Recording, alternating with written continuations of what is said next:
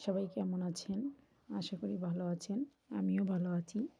আজকে আপনাদের সামনে নিয়ে আসলাম একটি রেসিপি। মাছ দিয়ে আলু রান্না করব। এই যে প্রথমে পেঁয়াজ দিয়ে দিলাম। তারপরে পেঁয়াজটা ভালো করে ভেজে নিব। আসলে আমার নতুন ভিডিও করতেছি তো আমার কোনো ক্যামেরাম্যান নাই। আমি একাই ক্যামেরা করি, আবার একাই রান্না করি। এই যে পেঁয়াজটা ভেজে নিলাম।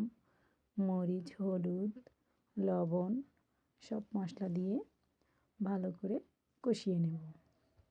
এখানে দেখেন পেঁয়াজটা পুড়ে যাচ্ছে।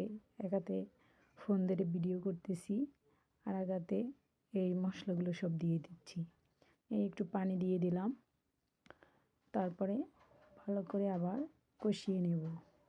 কষানো হয়ে গেছে। দেখেন কত সুন্দর তেল বের হয়ে গেছে। এখন আমি মাছগুলো দিয়ে দেবো। আসলে গ্রামীণ পদ্ধতিতে রান্না তো, মনে করেন ভাজলে মাছের গন্ধটা সরে যাবে, এজন্য আমি কাঁচা মাছগুলো দিয়ে দেবো। একটু কষিয়ে নেব ভালো করে।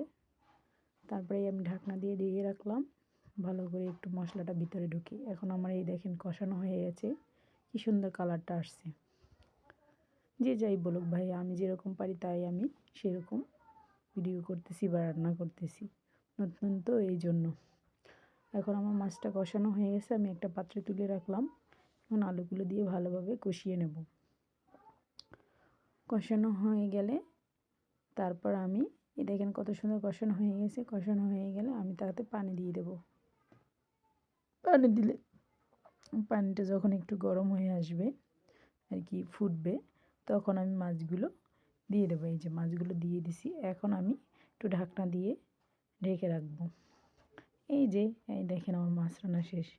ঝোলটুকু টেনে গেছে, আলুও সিদ্ধ হয়ে গেছে, কত সুন্দর কালার আসছে। রান্নাটা কেমন হয়েছে সবাই অবশ্যই কমেন্ট করে জানাবেন। ধন্যবাদ সবাইকে এতক্ষণ ধরে আমার রান্নাটা দেখার জন্য।